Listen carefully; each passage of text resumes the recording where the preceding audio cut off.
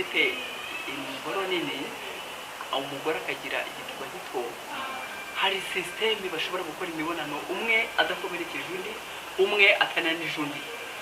Ushobora kuba ufite imboro ndende kandi nini, umugore wawe akaba atabasha kwishobora, atabasha mbese yumva wakwinjira kumva kugeze kumura cyangwa se kuri koro. Bisaba ko akenshi ukorera inyuma ukirinda kwinjira cyane, kuko ntabwo ari indaya, n'indaya kandi nayo ni umuntu, ntabwo ari ukwica ntabwo ari ukubaga. Kandi imibonano ugomba kureba impande zombi, wikwirengera ngo wirengagize kuri kumwe n'umugore wawe kumwe na mugenzi wawe. Ni ukuvuga ko iyo afite umugabo afite igitsina kinini atwaza gake, akenshi nta nubwo biba byiza kwinjira, ahubwo byiza nuko yakorera inyuma akinjira gake, agakorera inyuma akanyaza uwo bashakanye akanyurwa akarangiza. Hari n'ugira rero ari umugabo akaba afite imboro nto, umugore afite igituba kinini, akumva ko rwose nta kintu ashobora gushobora. Buriya hari urugero nyamunda gutanga ruvuga ngo abafana iyo bagiye ku mupira baba bagiye kureba ikibuga, urubuga rw'amahina, bakongera bakareba abasifuzi, bakongera bakareba abakinnyi. Ntabwo bivuze ko umuntu nka Messi ashobora kugira gute gutinya gutsinda igitego. Aranyaruka rwose akabaca mu myanya y'intoki, akabaca mu maguru, akabaca mu akagenda igitego akabagikubisemo. Kandi burya ntibisaba ngo ube uri ikintu cy'igisore cy'ibigangoya.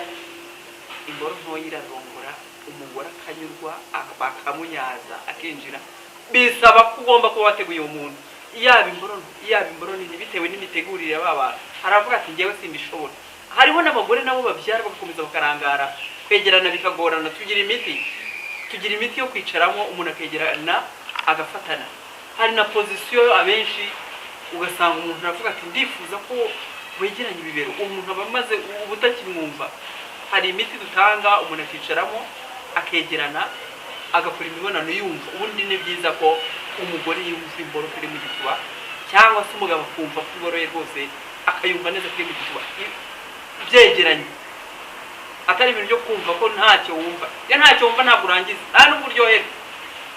Biba bisaba ko abo bantu mugomba kwitestinga kumva. Ni nayo mpamvu hejuru nabanje kuvuga ngo umuntu iyo mubanye mukabana kuva mugishakana, mushyiremo imyaka 10, muzahindura position kuko mwarabyaye, imibiri yanyu yarahindutse. Mwifata position y'igishaka umugore mumarana imyaka 20-30 ngo ariyo muba mukiriho. Abenshi baviramo kumva ko barwaye haryo batagishoboye, nyamara n'imibiri yabo yahindutse, batabashije kumenya amayeri yo kugira ngo nabo bayihindurire. Biba bisaba ugomba guhindura. Niba umuntu yarabyibushye, ntabwo ushobora kumujya hejuru mu bibero byawe bihure n'ibyo ngo ibitsina byanyu byegerane. Muba mushobora guhindura, ugakora position, mwagaturuka undi nyuma, ugapfukama. Hari position nyinshi tuzagenda tugaragaza amashusho yimbitsemo ukuntu azajya abonwa n'abajijutse.